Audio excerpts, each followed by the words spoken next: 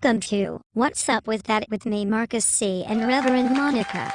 Hello everyone. And Marcus, how are you? I'm okay. How are you today, Rev Monica? I'm grateful, Marcus, and excited about our time together today. Sweet.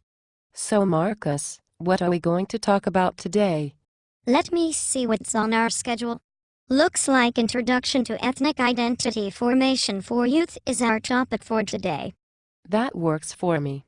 Marcus, are you ready to get started? Yeah. Okay Marcus, how do you define culture? Kinda like the way things are done and how people act. Yes, can you think of an example? Yeah, like if I go for a job interview, I have to dress a certain way. And in youth group, if I don't act a certain way, I can feel people judging me. Marcus, what you describe are aspects of culture. A definition of culture is: culture denotes a historically transmitted pattern of meanings embodied in symbols, a system of inherited conceptions expressed in symbolic forms by means of which people communicate, perpetuate, and develop their knowledge about and attitudes about life. Marcus, does your youth group have a culture? Yeah, it is. For example, one time a church member asked me if I was lost in front of other youth. And no one said anything. So I got really angry. Then, no one in youth group wanted to talk about what happened. Marcus, was that the first time something like that happened to you? No, and when I tried to talk about it in youth group, people said I was being too sensitive, and that's how adults are. So one aspect of your youth group culture is to not talk about or validate members' different experiences at church. Yeah. Marcus, that must have been a very difficult experience in youth group that day. It was. Marcus, I'm sorry that you had that experience in youth group. Thanks. Are you okay to go on? Yeah. Marcus, when you hear the word race, what goes through your mind? Black people and white people. Yes, that is what many people think when they hear the word race. Do you know who first used the term? No. François Bernier first employed the category of race, primarily denoting skin color, in 1684 for the purpose of classifying human bodies. The first authoritative racial division of humanity is found in the works of naturalist Carolus Linnaeus in 1735. So, the category race was made up to divide people. Yes, Marcus, it was. Wow. Wow, is right. Because that socially constructed system to divide people according to skin color has had a profound impact on how people with dark skin have been treated in this country. Marcus, when you hear the word ethnicity, what do you think? I have not thought about it. Okay, ethnicity may be viewed as a primary bonding, an identification and context of belonging, shared by groups with common language, behaviors, histories, lifestyles, values, and norms. Do people use race instead of ethnicity? Yes, people often do. For example, people will lump all Spanish-speaking people together as a race without understanding the different ethnicities and cultures of the people. Yeah, like my friend who is Puerto Rican gets tired of people calling him Mexican. And my friend who is Japanese gets tired of people assuming she is Chinese. Yes, Marcus. Marcus, have you done any work related to your ethnic identity formation? Not really. One of my parents is white and the other is black. And they do not talk about it with me. Okay, perhaps the following 4 stages of ethnic identity formation will be useful to you. Nice. The following 4 stages of identity formation are meant to be guidelines. They are not stagnant, but fluid.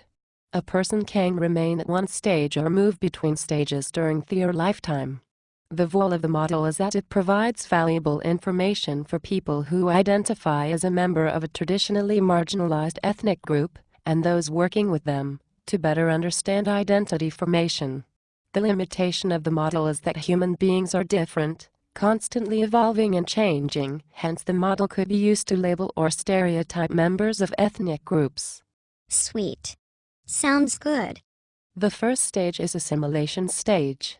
This stage is where people of color believe that the white dominant culture is better than their own ethnic culture.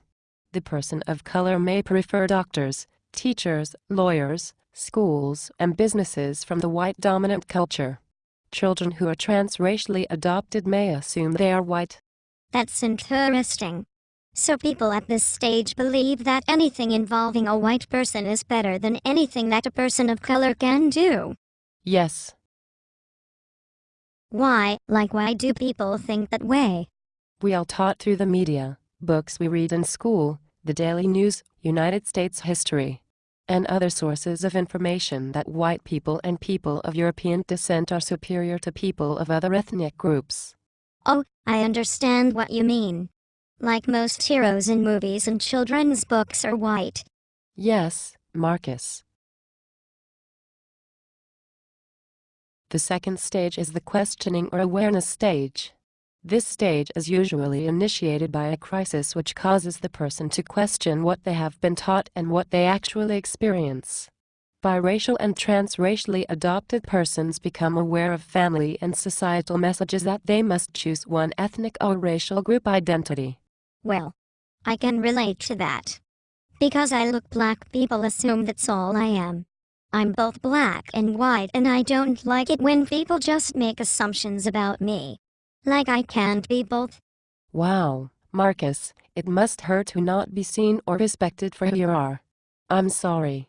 Yeah, it makes me really angry. Indeed. Are you aware that your experience is common for biracial and multi-ethnic people? No, I did not know that. Marcus, always remember, you are not alone. Okay. Are you ready to go to the next stage? Yeah. Okay, the third stage is the rejection disengagement stage. This stage is characterized by withdrawal from and rejection of the white dominant culture and immersion in one's own culture. People at this stage experience anger and rage. Biracial persons may experience self-hatred. Transracially adopted persons may disengage from their ethnicity of birth or from their adoptive parents' identity. I wonder if that is why my friend in youth group who is transracially adopted wants to have her eyes widened so she does not look so Asian and will fit in better. Research shows that it's very difficult to establish a positive self-identity if you live in a home where no one looks like you, go to school and not see anyone who looks like you, and to live in a neighborhood where no one looks like you. Yeah, it's really hard. Yeah, this is tough stuff to deal with. Yeah, it is. Are you ready to go on to the last stage? Yeah. The fourth stage is the integration and re-engagement stage. People at this stage have a more positive sense of self and their attachment to the world is more secure. They are able to accept the healthy and reject the harmful elements of the white dominant culture. Also, they are more willing to be critical of their own culture. And they are aware that they may move back and forth between stages. I can't wait to get to that stage. Marcus, that is certainly something to work on and look forward to. Well, Marcus, do you have any questions? I can't think of any. Okay, are you ready to fill out your Cummings identity map? I'm eager to fill out my identity map so I can learn more about myself. I love your positive attitude.